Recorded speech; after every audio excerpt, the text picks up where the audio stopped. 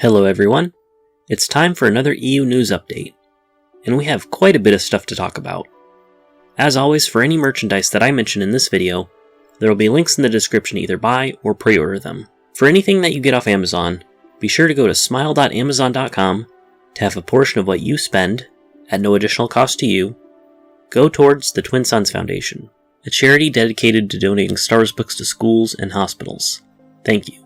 Speaking of Twin Suns, there was a fundraiser back in March which raised money to donate Star Wars books to the Galloway Township Middle School in New Jersey. Well, the donation is finally complete, and the school's library has received 60 brand new Star Wars Legends books. If you contributed to this fundraiser, then you helped make this possible. Any kid going to this school that checks out a Star Wars book has you to thank for it. The Twin Suns Foundation has now donated almost 1,500 Star Wars books in total, and they're still going. If you want to help contribute to a future fundraiser, there may be something in the works later this year. If you follow my news updates, then I'll definitely let you know about it. And thanks to everyone for their support. In a lot less happy news, Colin Cantwell, a trailblazing artist, designer, and a close collaborator of George Lucas, has passed away at the age of 90. He designed several well-known ships like the TIE Fighter, X-Wing, Y-Wing, Star Destroyer, Death Star, Landspeeder, and Sandcrawler, and even came up with the idea of the trenches on the Death Star when he discovered that the two halves of the superweapon model wouldn't fit together. He's worked on other sci-fi properties such as 2001: A Space Odyssey and War Games. He will be missed by his friends and family, and his contributions on the Star Wars franchise are enormous and will live on for eternity. Rest in peace, Colin Cantwell. In international news, which as you all may know, I love hearing about all that worldwide Legends love. In the month of June, France has received Star Wars Legacy Volume 1, which contains issues 0 through 19 of the Legacy comics. It was released on June 8th. Also, on the 19th, they will receive a hardcover collection of the original Marvel series, which contains issues 1 through 44. And in Italy, on the 16th, they will receive the second and final volume of the darkest Star Wars comic series, Dark Times. For you Star Wars fans in France and Italy, I hope you're able to pick all these up. So this is kind of interesting. A brand new Legends character has been added to the mobile game, Star Wars Galaxy of Heroes, but one that was specifically created for the mobile game with help from the Old Republic developers BioWare.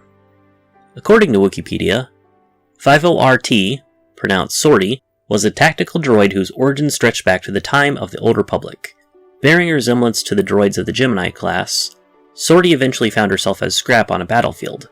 She would go on to be reprogrammed as a croupier droid by her new owners, who hoped that Sortie's proclivity for tactics would give her an advantage in gambling activities.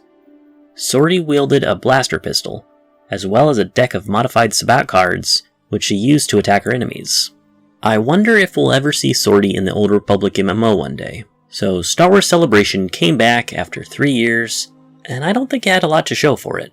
And judging from what people have said online, I don't think I'm the only one who thinks that. Still, we got a few fairly interesting releases, especially when it comes to representing the retro or prototype versions of Star Wars. For example, the prototype edition of the Snowspeeder Luke Skywalker is now available for pre-order. It's colorful, to say the least. We also have Funko Pops of C-3PO, R2-D2, and Darth Vader based on the Ralph McQuarrie concept art.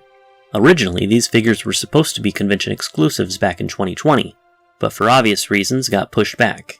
They are now available online, and we also got the reveal of the concept versions of Obi-Wan Kenobi and Darth Vader as Black Series figures. I think it's cool when attention is given to what Star Wars could have looked like. It makes me appreciate men like Ralph McQuarrie and Colin Cantwell even more. Some news that I'm very happy about: Aspyr is porting KOTOR 2 to the Switch, which I think we all probably expected would happen at some point, since they had already ported Knights of the Old Republic 1. But what I think caught everyone off guard was the fact that they are going to add the Restored Content mod as DLC.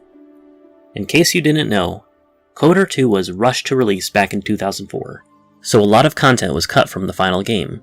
When fans discovered the cut content in the game's code, they worked hard to piece together that content to make KOTOR 2 a more fully completed game. And now that restored content is going to be officially part of KOTOR 2 for the first time. I didn't expect Aspyr to do that. They didn't have to do that, but the fact that they are makes me really happy. KOTOR 2 on the Switch was released on June 8th. In more annoying news, the big Tales of the Jedi project that was teased for so long was given more detail during Celebration. It's not going to be some weird Disney canon version of the Tales of the Jedi Dark Horse comics. What we're actually getting is an animated series about prequel-era Jedi done in the art style of TCW. Because as I talked about previously, this series is going to be made by Dave Filoni, who is not a fan of the expanded universe. He is a fan of himself and his own creations. And though I find it very stupid that they're going to use the title Tales of the Jedi for this, I am relieved that they are not going to bastardize the Dark Horse comics, because I assume Dave Filoni probably hasn't read them. He's too busy making 11 Disney Plus shows about Ahsoka anyway. Actually, I think us EU fans dodged a bullet here. And thank God I don't ever have to talk about it ever again, because the title of the show was the only thing really worth talking about. But on the bright side, the original Tales of the Jedi comic is going to be re-released in Epic Collection format in Tales of the Jedi Volume 2, which is set to come out on June 28th. This is going to be the first time that these comics have been put out in a physical collection since the Dark Horse omnibuses in 2008. That alone makes this specific Epic Collection one of the most important for any comic collector, or even newer fans that want to dive into the EU. This is long overdue, but I'm so glad it's happening now. If you want to see Tales of the Jedi, the real Tales of the Jedi, I highly recommend that you get this collection. But what do you all think? Let me know in the comments below.